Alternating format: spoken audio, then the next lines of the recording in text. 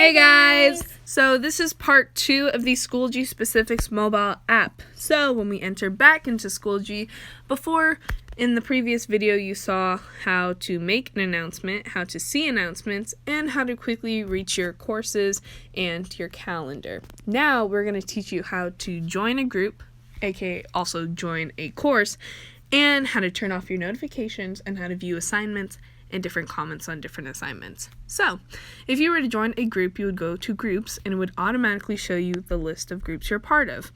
Now, say I wasn't part of drama club. I would go to this little check mark over here, plus sign, and it would automatically pop up group access code. Now, not all courses and not all groups have group access codes, but if they do, usually it'll be posted on the wall of the classroom, or your teacher would have posted them in your course. So you would type in your group access code, which is about usually 7 digits. You would press join. And that automatically helps you join a group. That is the same thing for courses, but once you start school, you will automatically be part of your course. So there's not really any time to worry about that. Yeah, and if for some reason they don't pop up right away, that's okay. You'll probably just go through it in class, and if you don't, just ask your teacher. Again, for any course or group, if you don't have the access code or if you missed an informational meeting, do not stress about it because they will have every piece of information for you. As long as you email them, they'll just send it to you and you'll be all good to go. Some classes, again, like she said, they don't even have access codes, so you just need to talk to your teacher about it. Don't be scared. They have all the information. Now, because it's the same for courses and groups, we don't need to go through that again, but if you're going through a specific course and you're looking for assignments or events that are coming up, it kind of looks like an announcements page. All of the files and all of the folders are right there. If you click on them, everything from that folder, sometimes teachers, they put folders as in a daily folder. So if you're not sure, like, oh, last Thursday, what did we do in that class? What was the homework? I'm behind. Just click on that folder. Everything that you did in that class will pop up, and you can just click on it, print something out, whatever you need. Everything's right at that home page. Now, at the bottom, there are updates, upcoming, grades, and members. So for updates, it'll just show, there isn't anything right now because we're in summer, but any updates that your teachers post for the whole class to see regarding your course. Now for upcoming, it'll show you the upcoming events, again, nothing because we're in summer, and then another view at the calendar. So this is another way to see your overall calendar, and everything will pop up underneath the calendar. And then for grades, it'll show your grades, and you can click on that, and then we can do homework. And then if there is a comment underneath the black writing, there will be a gray bubble. So if there aren't any gray bubbles underneath your black assignments, then there's no comment.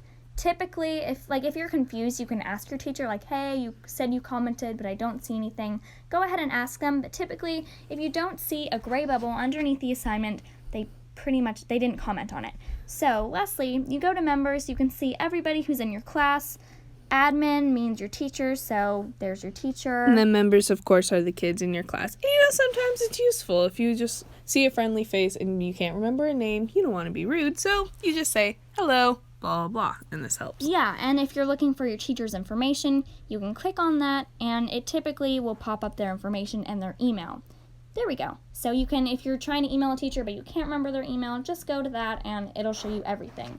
Now, if you are struggling with notifications, if you're getting a lot of notifications for things that you don't even know what they are, don't sweat. All you go is to account settings.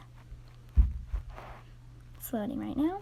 You go to notifications, it's the middle button, and then it'll give you a lot of different options. So one feature of Schoology is that it not only posts it on Schoology and it'll notify you for that, it also emails you sometimes. So if you don't want to be emailed, well, all you can do